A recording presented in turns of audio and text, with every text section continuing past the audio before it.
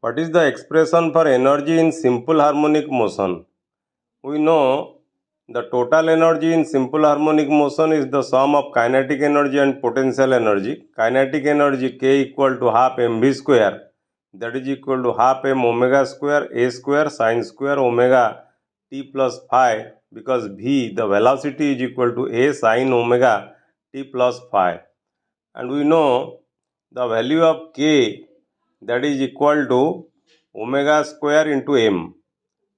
So if you substitute the value of K is equal to omega square into m, then you will get kinetic energy K is equal to half into small k a square sin square omega t plus phi. You have to remember this formula.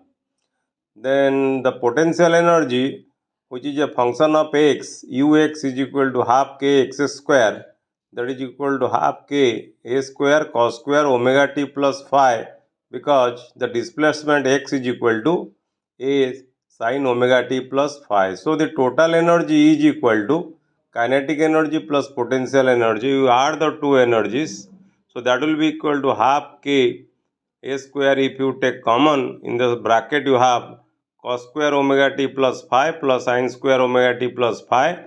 So the total energy E is equal to half k a square.